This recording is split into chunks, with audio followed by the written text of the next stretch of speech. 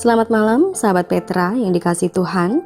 Malam hari ini Rema, Renungan Malam, akan dilayani oleh Bapak Pendeta Anang Sumanto dari GKMI Yogyakarta, Cabang Pundong, dengan tema Berpikir di Luar Kotak Agama, yang diambil dari Matius 9 ayat 13. Mari sahabat Petra, kita menyiapkan hati untuk mendengarkan dan merenungkan firman Tuhan. Selamat bersekutu, Tuhan Yesus memberkati. Sahabat Petra yang kasih Tuhan, kita akan berdoa sebelum kita mendengarkan Rema malam hari ini. Tuhan yang penuh kasih, sebentar lagi kami akan mendengarkan firman-Mu. Kami meneladani hidup-Mu, dan Engkau adalah firman yang hidup. Terima kasih perenungan firman yang akan kami hidupi. Dalam Kristus Yesus kami berdoa. Amin. Sahabat Petra yang kasih Tuhan, Rema malam hari ini diambil dari Matius 9 ayat 13. Demikian firman Tuhan. Jadi pergilah dan pelajarilah arti firman ini. Yang ku kehendaki ialah belas kasihan dan bukan persembahan. Karena aku datang bukan untuk memanggil orang benar, melainkan orang berdosa. Sahabat Petra, tema Rema malam hari ini adalah berpikir di luar kotak agama. Sahabat Petra yang dikasih Tuhan, berbicara tentang habit, maka ada habit yang bersifat positif, demikian juga ada habit yang bersifat negatif. Kita sering membicarakan habit. Nah, apa itu habit? Habit adalah suatu rutinitas, perilaku yang diulang-ulang secara teratur dan cenderung terjadi tanpa disadari.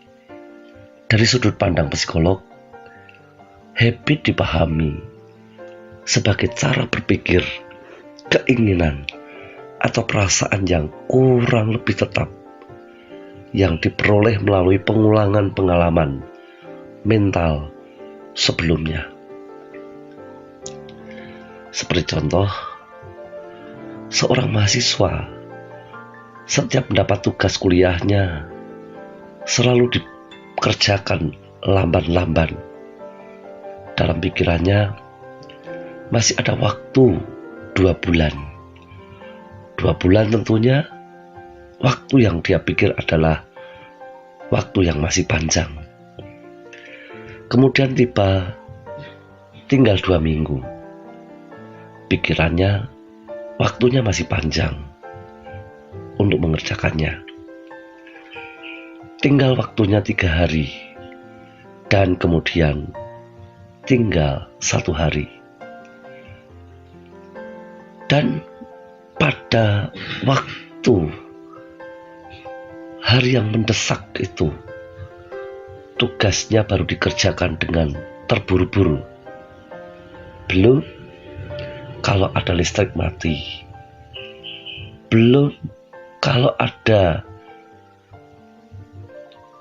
tamu yang datang dengan mendadak. Belum kalau dia sakit dan sebagainya. Maka dapat disimpulkan bahwa sebagian besar orang yang memiliki habit seperti itu hasilnya tidak maksimal. Ada juga yang memiliki habit yang baik, yaitu habit mungkin setiap pagi dia mengatakan selamat pagi, atau habit berterima kasih, habit mengucapkan minta tolong, habit mengucapkan minta maaf, atau bahkan habit mengucapkan kepada pasangannya I love you. Nah, sahabat Petra yang kasih Tuhan Yesus mampu mendobrak kebiasaan hidup manusia. Kehidupan manusia yang semula tanpa kasih didobrak dengan dobrakan kasih yang besar. Sahabat Petra, yang dilakukan Yesus adalah sederhana, yaitu hidup merakyat seperti halnya pesta dengan orang jahat maupun pemungut cukai. Dia juga berteman dengan wanita terlarang. Yesus mempengaruhi hidup manusia ke arah kemuliaan Bapa. Sebab kita tahu Yesus Kristus adalah Rabi atau guru yang berbicara tentang Tuhan yang penuh kasih dengan memberikan keselamatan bagi banyak orang. Kerajaan Allah atau berita Injil diberitakannya. Bila berita Injil diterima manusia, maka kehidupan manusia dilahirkan kembali. Semula kondisi manusia hidup dalam kegelapan atau dosa yang berpihak kepada iblis atau kehidupan dalam kegelapan. Kemudian di dalam Kristus,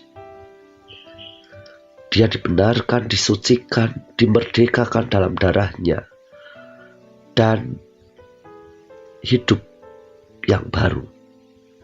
Hasilnya adalah hidup yang diperbaharui oleh Tuhan. Hidup yang memiliki habit baru, yaitu manusia bisa hidup tertib, disiplin, muncul buah-buah roh. Ada kasih, sukacita, damai sejahtera, kesabaran, kemurahan, kebaikan, kesetiaan, kelemah lembutan, penguasaan diri. Sahabat Petra yang dikasihi Tuhan, Tuhan Yesus memiliki kehendak yang besar bagi nasib kehidupan manusia. Dia melakukan dengan dasar kasih, yaitu kasih anugerah-Nya untuk keselamatan manusia dari dosa. Misi Tuhan Yesus adalah menyelamatkan manusia dari dosa. Dosa adalah ketidakberdayaan manusia, sebab dengan mengikuti atau melakukan ritual agamanya, kecerdasan manusia, dengan harta miliknya, perbuatan baiknya, manusia tidak dapat mencapai standar Tuhan. Itu semua tidak menjadi syarat hati Tuhan Yesus untuk menyelamatkan umat manusia yang berdosa.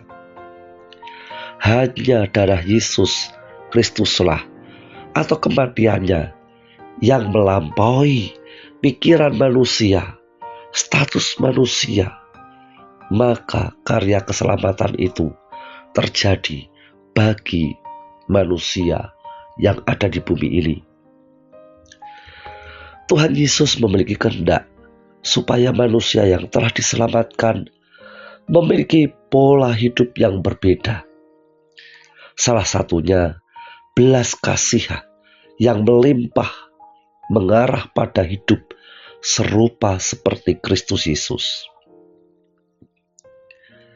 Sahabat Petra, panggilan Kristus itu unik, sebab Kristus Yesus memanggil bukan untuk orang yang benar, melainkan orang berdosa.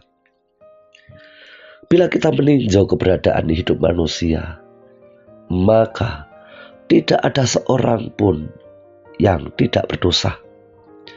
Semua manusia berdosa, dan semua manusia butuh Yesus Kristus sebagai juru selamat satu-satunya. Inilah pikiran di luar agama.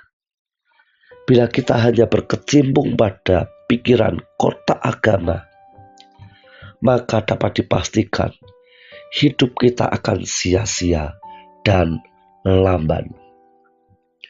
Hiduplah dalam kasih karunia. Milikilah pikiran di luar kotak agama. Maka akan menemukan belas kasihan untuk bersaksi, untuk mengenalnya. Tuhan Yesus memberkati. Amin. Sahabat Petra dikasih Tuhan, mari kita bersama-sama sujud di hadapan Tuhan, berdoa sebab kasih-Nya yang besar. Tuhan, kami sujud di hadapan-Mu, memohon pengampunan-Mu. Pikiran kami sempit, pikiran kami hanya dibatasi dengan batasan-batasan yang kami anggap suci, yang kami anggap benar, yang kami anggap paling ampuh, yaitu agama. Namun kami dicelikkan oleh Tuhan bahwa itu semuanya sia-sia di saat agama tidak memiliki peran yang menjadi keselamatan bagi manusia. Hanya darah Kristuslah, pribadi Yesuslah yang menyelamatkan umat manusia. Dan kami berdoa supaya hanya firman Tuhan yang menolong kami untuk melihat pikiran Allah dalam hidup kami, yaitu belas kasihan. Seperti Engkau turun ke dunia untuk menyelamatkan umat manusia yang berdosa karena belas kasihan-Mu. Kami berdoa Tuhan, dalam nama-Mu kami berdoa.